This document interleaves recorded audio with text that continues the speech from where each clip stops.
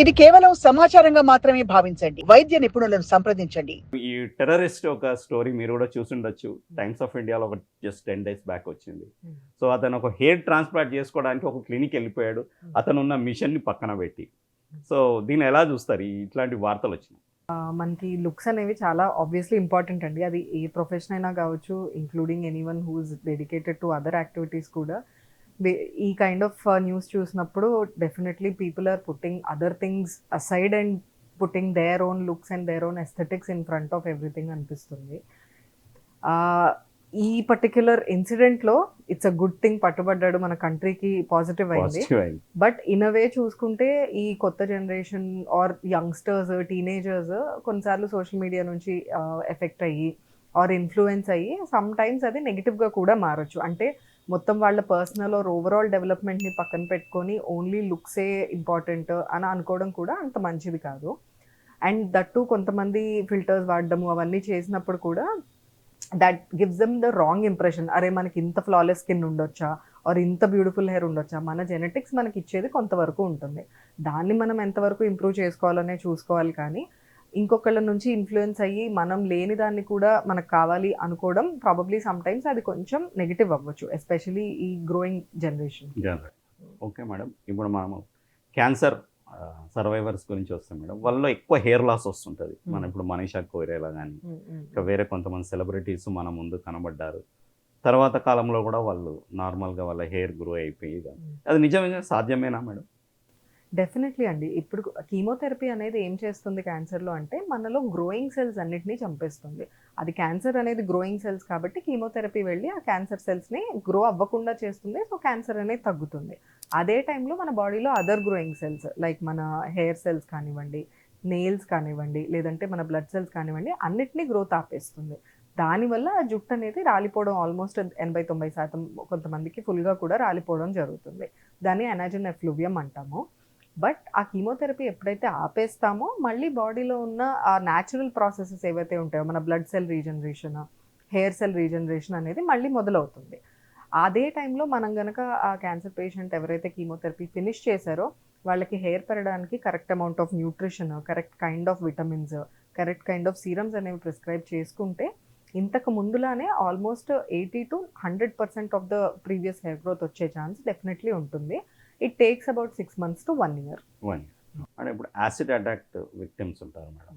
వాళ్ళ గురించి కొన్ని ఎన్జిఓస్ కూడా చాలా శ్రమిస్తున్నాయి వాళ్ళ యొక్క ట్రీట్మెంట్స్ గురించి. కోర్ట్స్ కూడా ఇంటర్వ్యూన్ అయిన సందర్భాలు. డెర్మటాలజీ మీకున్న క్లినికల్ ఎస్థెటిక్స్ వాళ్ళకి ఏమైనా హెల్ప్గా ఉందా మేడం? ఎంత వరకు ఉంది? సో యాసిడ్ అటాక్స్ అండి usually only very superficial burns అయితే మాత్రమే డర్మటాలజిస్ట్ అనేవాళ్ళు పిక్చర్లోకి వస్తారు. But most of the time అది 2nd degree 3rd degree burns అవుతాయి. కొన్నిసార్లు కాంట్రాక్చర్స్ అంటాం, అంటే మన ఐలిడ్స్ ఇట్లా బయటకు వచ్చేయడము, లేదు అంటే స్కిన్ బాగా టైట్ అయిపోయి స్కారింగ్ అయిపోవడము. సో ఇలాంటి వాటిలో ఎక్కువ ప్లాస్టిక్ సర్జన్స్ రోల్ ఉంటుంది. సో మోర్ ఆర్ లెస్ ఇలాంటి సిచ్యువేషన్స్లో ఇనీషియల్గానే ఒక ప్లాస్టిక్ సర్జన్ ఇన్వాల్వ్ చేస్తే వాళ్ళ ఫైనల్ అవుట్కమ్ అనేది బెటర్గా ఉంటుంది. కొంచెం మూవీస్లో కూడా కొన్ని చూస్తూ ఉంటాం మనం. లైక్ ఫేస్ ఆఫ్ అనే మూవీలో ఒక ఫేస్ ఒకళ్ళని తీసి ఇంకోళ్ళకి పెట్టడము. సో ఇది పిల్లల్లో ఎట్లా ఉంటుందంటే ఇంపాక్ట్ టీనేజర్స్లో మేబీ సర్జికలీ క్లినికలీ ఇది పాసిబుల్ ఏమో అనుకుంటాం. ఇటు మన కాలంలో చూస్తే ఎవడు అనే ఒక సినిమాలో కూడా రామ్ చరణ్ గారి తలకాయ తీసి అల్లు అర్జున్ గారికి పెట్టడము. ఇట్లాంటివి చూసినప్పుడు చాలామంది చాలా డౌట్స్ వస్తుంటాయి, లేదంటే ఇట్లా సాధ్యమేమో అనుకుంటారు. దాని గురించి నేను అది డెఫినెట్లీ నాట్ పాసిబుల్ అండి. ఏదైనా మన ఫేస్లో మన ఓన్ స్కిన్ పెట్టుకుంటాం, కానీ అందులో కూడా ఆ డిఫార్మేషన్ అనేది తెలుస్తూ ఉంటుంది. ఎప్పుడు కూడా మన లుక్స్ అనేవి అంతలాగా మారవు. సో మైథాలజీలో కూడా ఉంది కదా మేడం, ఒకళ్ళు నెక్ తీసి ఇంకొకళ్ళు నెక్ పెట్టడము, ఇవన్నీ కూడా మనం we believe and so reconstruction అనేది జరుగుతుంది, కానీ ఎప్పుడు కూడా అలా వేరే వాళ్ళ organs only liver, kidney, lung లాంటివి చేయగలం. ఇప్పటి వరకు అయితే ఎంటైర్ హెడ్ ఆర్ ఫేస్ అయితే అవ్వలేదు. So coming down to common issues madam, like ఇప్పుడు మనం చూసుకున్నట్టయితే డార్క్ సర్కిల్స్ వస్తాయి మేడం. అంటే నిద్ర లేకుండా ఉండడంతో చాలామందికి డార్క్ సర్కిల్స్ వస్తాయని ఒక బిలీఫ్ ఉంటుంది మేడం. అదొకటి బిలీఫ్ కరెక్టేనా మేడం? అది ఎంతవరకు? సో నిద్ర లేకపోవడం అనేది డార్క్ సర్కిల్స్కి one of the most important cause, కానీ అది ఒక్కటే కాజ్ కాదండి. So dark circles men and విమెన్లో డిఫరెంట్ కాజెస్ ఉంటాయి. విమెన్లో మనం చూసే మోస్ట్ కామన్ కాజ్ వచ్చేసి ఐరన్ డెఫిషియన్సీ. సో ఎవరికైతే ఐరన్ తక్కువ ఉంటుందో ఆ విమెన్‌లో డార్క్ సర్కిల్స్ వచ్చే ఛాన్స్ ఎక్కువ ఉంటుంది. ఎన్ని క్రీమ్స్ రాసినా కూడా స్టబ్బర్న్‌గా ఉంటుంది. తగ్గే ఛాన్స్ తక్కువ ఉంటుంది. మనం ఐరన్ మళ్ళీ ఇంప్రూవ్ చేశాకనే అది ఇంప్రూవ్ అవుతుంది. సో అదర్ కాజెస్‌లో విటమిన్ బి12 డెఫిషియన్సీ ఉండొచ్చు. అఫ్‌కోర్స్ స్ట్రెస్, నిద్ర లేకపోవడం అనేది definitely one of the cause. తర్వాత కొంతమందికి డస్ట్ అలర్జీ ఉన్న వాళ్ళలో కూడా రిపీటెడ్‌గా కళ్ళు నలుపుకొని కూడా ఆ డార్క్ సర్కిల్స్ అనేవి కాజ్ అవుతాయి. కొంతమందికి ఇన్సులిన్ రెసిస్టెన్స్ అంటాం. అంటే బాడీలో డయాబెటిస్ వచ్చే టెండెన్సీ, ఇన్సులిన్ అనే హార్మోన్ ఎక్కువగా ప్రొడ్యూస్ అయ్యే టెండెన్సీ ఉన్నప్పుడు అండర్ ఐ, మన నెక్ బ్యాక్ సైడ్, అండర్ ఆర్మ్స్‌తో పాటు కొంతమందికి అండర్ ఐ కూడా డార్క్‌గా తయారవుతుంది.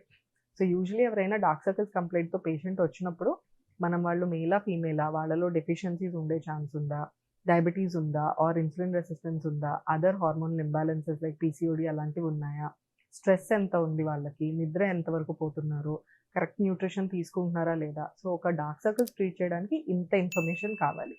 దాన్ని మనం కరెక్ట్‌గా కాజ్ కనుక్కొని ట్రీట్ చేసుకుంటే, అప్పుడు ఆ కాజ్‌ని ట్రీట్ చేసుకొని క్రీమ్స్ ఇచ్చి కొన్ని basic procedures like peels or lasers చేసుకుంటే చాలా వరకు ఇంప్రూవ్ అవుతుంది.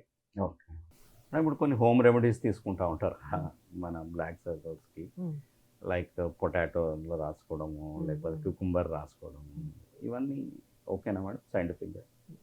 ఓకేనా అంటే మనకు సైడ్ ఎఫెక్ట్స్ లేవు. So you can try it definitely. But ఎంతవరకు ఇంప్రూవ్ అవుతుంది అనేది లైక్ ఐ సెడ్, ఇప్పుడు మనం రూట్ కాజ్‌ని ట్రీట్ చేయకుండా ఓన్లీ పైన ఏదో చేసాము అంటే ఆ నెక్స్ట్ ఫ్యూ అవర్స్ ఫ్రెష్‌గా కనిపిస్తుంది. But it's not like treating the disease.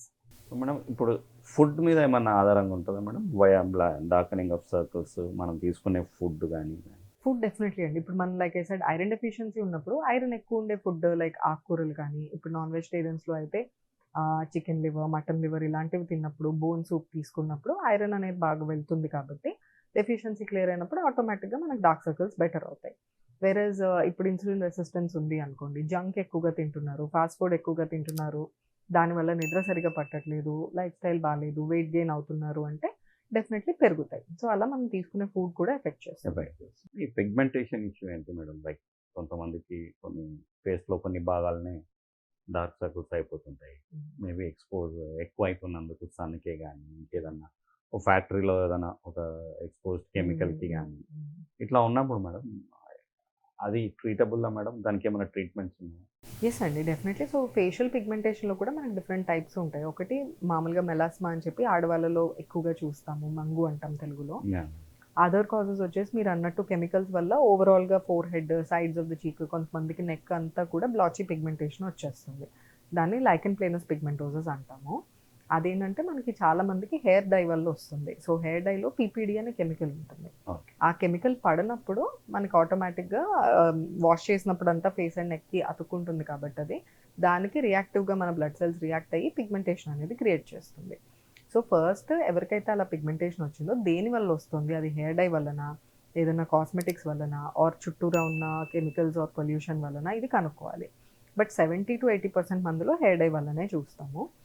Once ఆ కెమికల్‌ని ఆపేసుకొని తర్వాత ఈ రియాక్షన్ తగ్గించుకోవడానికి కొన్ని రోజులు యాంటీ ఇన్‌ఫ్లమేటరీ మెడికేషన్ వాడతాం.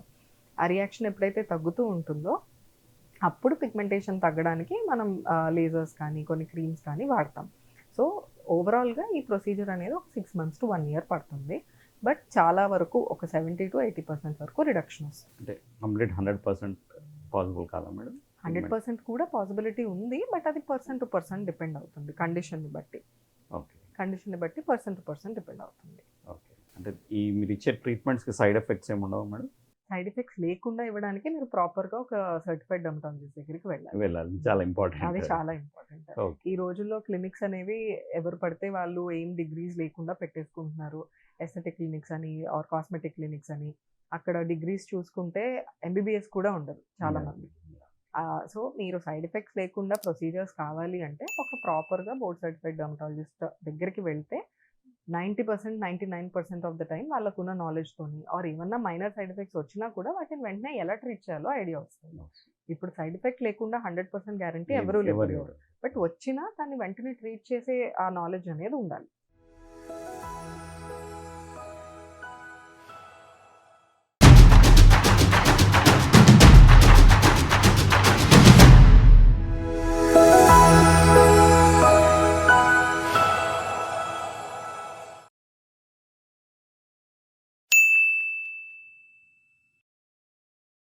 సాక్షి టీవీ ప్రసారాలను నిలిపివేయడం చట్టరీత్యా నేరం. సాక్షి టీవీ ప్రసారాల కోసం మీ స్థానిక కేబుల్ ఆపరేటర్ను వెంటనే సంప్రదించండి. DTHలో ఇంటర్నెట్లో కూడా సాక్షి టీవీ ప్రసారాలను వీక్షించవచ్చు.